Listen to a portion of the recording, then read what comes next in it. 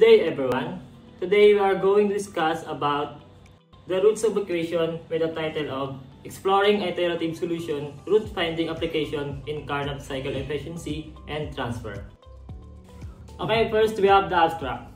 This study investigates numerical iterative techniques to solve thermodynamic problems, specifically the Carnot cycle. The Carnot cycle is fundamental in understanding heat engine efficiency, and this study demonstrates how numerical methods such as the Newton-Raphson method can be effectively employed to solve for unknown parameters. Iterative approaches provide solutions where standard analytical methods are not useful, allowing energy system and engine performance to be improved. The results will highlight how important numerical techniques are improving mechanical system efficiency and design. Then we have the methodology. In methodology, we have 5 parts. First is the problem formulation. Second is iterative method selection. Next is computational analysis and analysis of result, and last, engineering application. First, we have the problem formulation. It is the Carnot cycle. Equations are derived and expressed in nonlinear forms to model the relationship between efficiency, temperature, and heat input. And for the iterative method selections, the Newton-Raphson method is chosen to solve nonlinear equation due to its efficiency in finding roots of the functions. And for the computational analysis, we have the Newton-Raphson method is applied to iteratively compute solutions for parameters like heat input and efficiency, starting from an initial guess. And for the analysis of result, we have the computed results are compared with theoretical and practical values to validate the effectiveness and accuracy of iterative method. And for the last, we have the engineering application. The methodology is applied to real-world scenarios, demonstrating how iterative methods can optimize the performance and design of mechanical systems.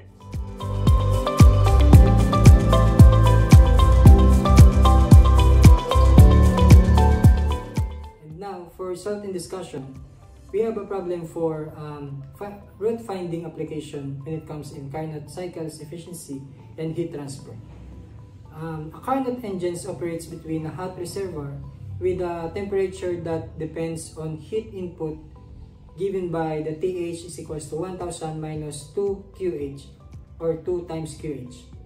And a cold reservoir at the TC or the cold temperature is equals to 300 Kelvin.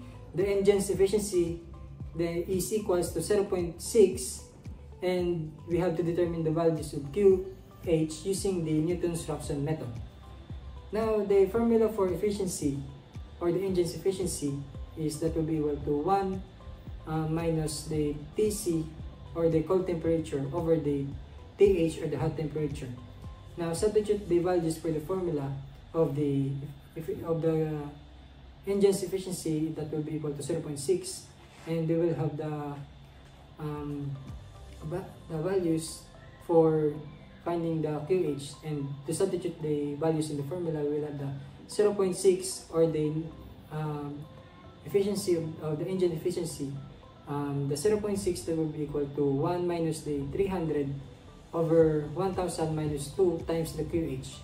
Now, we have to rearrange to remove the fraction, then rewrite as an equation form to find the root, and we will have the value for FQH, and that will be equal to 300 all over 1000 minus 2 times QH minus 0.4, and the formula for Newton-Raphson is equals to QH1 minus or equals QH1 is equals to QH0 minus FQH0 all over F prime QH0. Now compute the derivative of the equation of FQH0 is equals to 300 minus 1000 300 over 1000 minus 2 times QH0 minus 0.4, and we can find the F prime QH, and that will be equal to negative 300 times negative 2 all over the 1000 minus 2 times QH over the raised to the power of 2. And we can find the F prime QH. Now for iterative solution, for the iteration 1, the set QH0 is equals to 100 kilojoules. And we can find the FQH0, that will be equal to 300 all over the 1000 minus 100 times 2 minus negative 0.4, and that will be equal to 0.025. Now, we can find the F prime QH0 using the formula and of Newton's-Raphson method, and the value we have, and we will have the 600 over 1000 minus 2 times 100 raised to the power of 2, and you can find the F prime QH0, and that will be equal to 0.0009375. Insert these computed values in Newton's-Raphson formula.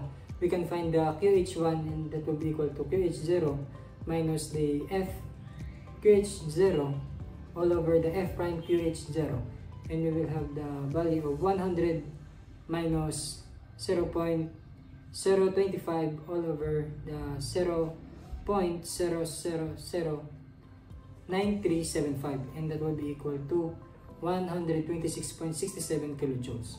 Now for iteration 2, we have the set for QH0, and that will be equal to 126.67 kilojoules. QH0 is equals to 126.67 kilojoules, and we can find the FQH0 using the formula, and we will have the 300 over 1000 minus 126.67 times 2 minus 0.4, and we will have the FQH0 that will be equal to 0.0018. Now to find the F prime of QH0, that will be equal to 600 over 1000 minus 2 times 126.67 raised to the power of 2, and we will have the value of F prime QH0, and it will be 0.0001076. And now insert these computed values in Newton's-Raphson formula for finding the QH1.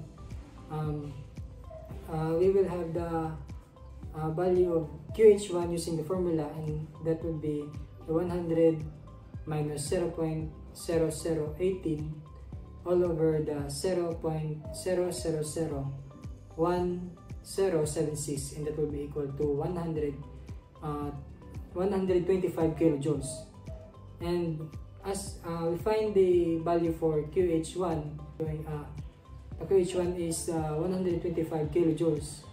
Now, if the initial guess were far from the solution, or more iteration, or more a different method, but because of the Newton's-Raphson's smoothness, the value was computed fast.